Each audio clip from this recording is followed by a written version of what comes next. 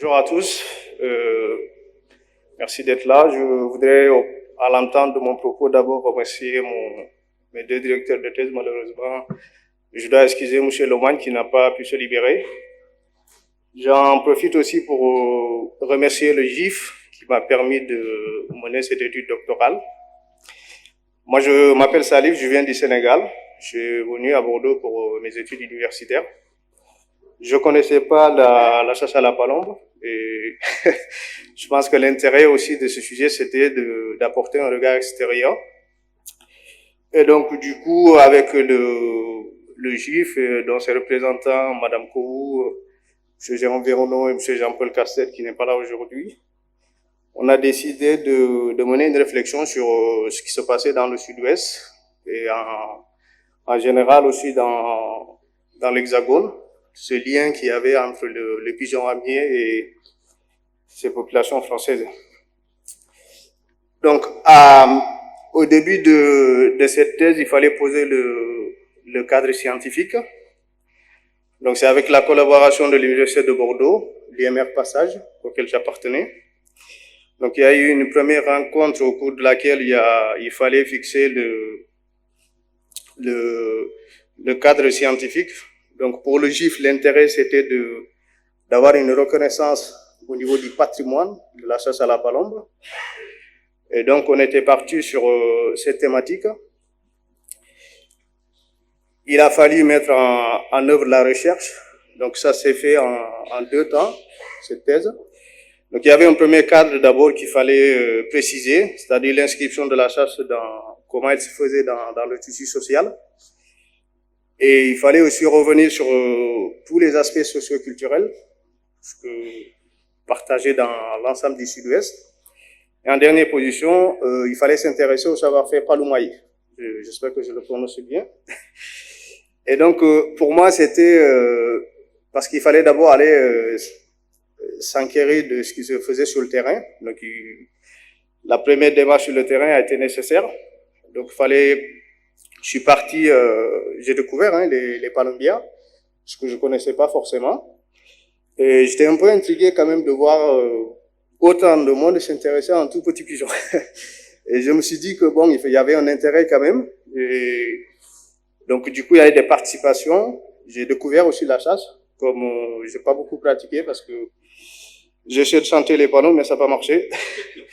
Alors, il fallait aussi regrouper ou en tout cas organiser un réseau d'acteurs pour conduire ce travail de recherche. Et il y a eu un premier travail qui a été fait. Donc, le déroulement de l'enquête, c'est des observations directes, donc avec une démarche ethnologique. Donc, il fallait interroger, prendre connaissance d'abord de tout ce qui se faisait, les techniques de chasse, pourquoi, à un moment, l'utilisation des appelants notamment. Il y a eu des entretiens et puis plus j'avançais dans la recherche, il a fallu resserrer les thématiques pour se centrer sur quelque chose qui n'a pas souvent été fait, parce que les techniques de chasse, la littérature y revient largement.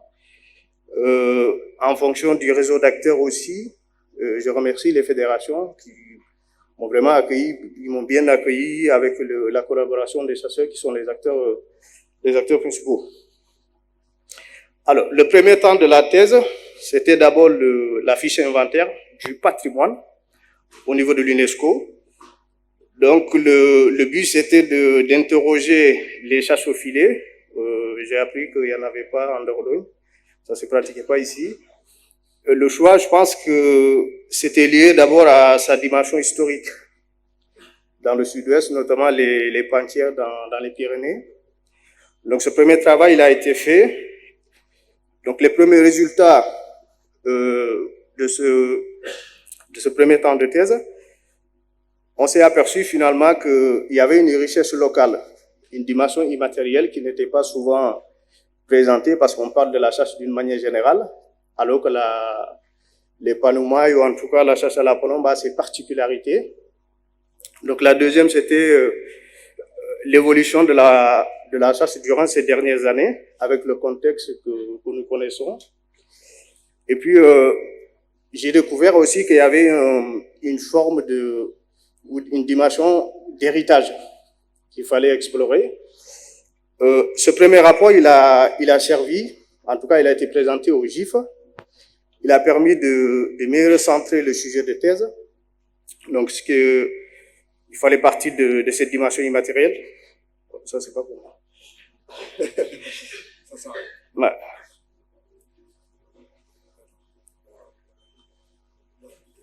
À l'autre côté. Donc, la thèse a débuté après ces deux documents, donc le questionnement scientifique. Moi, j'ai fait le choix de m'intéresser à l'humain qui est le Paloumaï. Et pour moi, j'ai été intrigué quand même de voir des hommes chanter des oiseaux. C'est pas souvent, on rencontre pas ça souvent dans le monde. Et j'ai été étonné, j'ai dit finalement, et j'ai assisté à une scène quand même, voyant un Paloumaï dans le Lot-et-Garonne chanter les palombes et les attirer. Je crie à la magie un moment. Et finalement, j'ai trouvé ça intéressant. Et quand il s'est absenté, ou en tout cas que ma présence ne l'occupe plus, pour moi, il y avait quelque chose d'inédit, d'exceptionnel. Parce que on nous présente souvent ce qui se fait dans d'autres sociétés, alors que ça existait en France. Moi, en tout cas, c'est comme ça que je l'ai compris.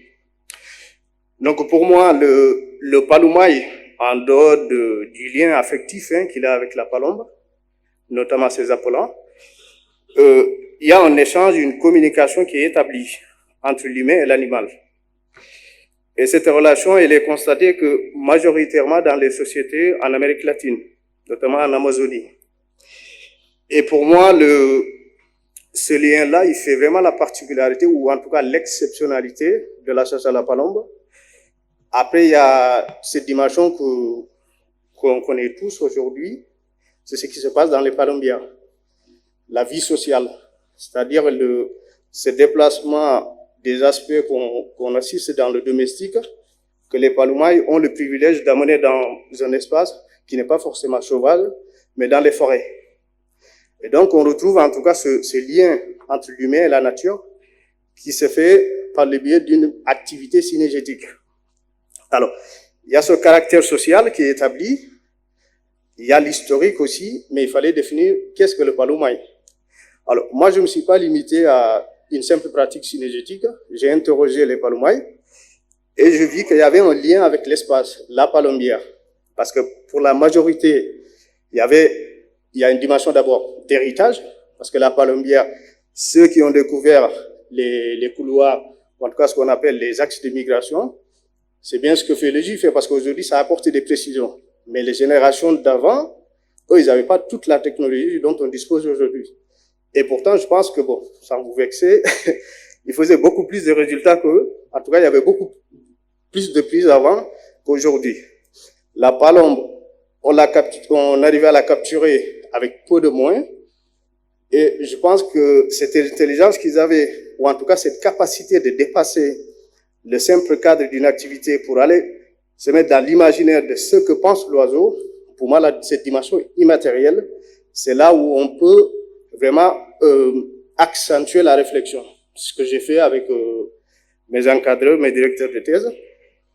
Et finalement, on est arrivé à un résultat. Les apports de la thèse.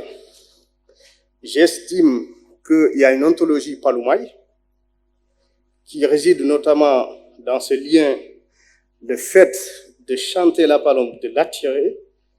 Il y a un échange où le chasseur, à un moment donné, il se met à égal avec le gibier qui est sauvage. Donc pour moi, cette dimension, avec tout le reste que je viens de citer, ça fait patrimoine. Ça fait pas patrimoine au sens de la définition précise, nette, avec les critères de l'UNESCO, mais un patrimoine, ou en tout cas une idée de patrimoine, qui est beaucoup plus large, et malheureusement qui n'est pas trop diffuse, mais qui est beaucoup plus large de ce qu'on connaît jusqu'à aujourd'hui. Alors, pour moi, la palombière, c'est un lien, c'est un lieu de rencontre entre l'animal, l'humain, et ce que j'appelle le demi-humain, le demi-animal, c'est-à-dire l'appelant. Parce que l'appelant, je ne vous l'apprends pas, C'est un animal qui est un oiseau pigeon ramien capturé, qui est domestiqué. Il y a tout un processus. Vous l'apprenez en langage. Et quand je vois des gens qui lâchent des appelants et que ces appelants-là, ils arrivent à détourner des vols de ballon, pour moi, il y a une connexion à toi qui est établie. Et cette connexion-là, ça montre quand même quelque chose, un caractère particulier qui mérite d'être porté comme un patrimoine. L'apport personnel, parce que quand même, on le dit pas souvent dans le monde scientifique, le scientifique, c'est un humain. Moi, j'ai découvert, en fait, la France de l'autre côté, celle qu'on ne voit pas quand on vient et qu'on habite dans les villes.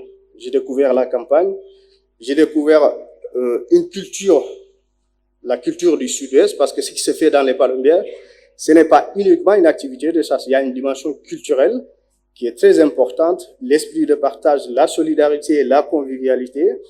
Pour moi, tous ces éléments font l'identité du Palomaye. Et voilà, c'est tout ce que j'avais à dire pour aujourd'hui. Merci Salim.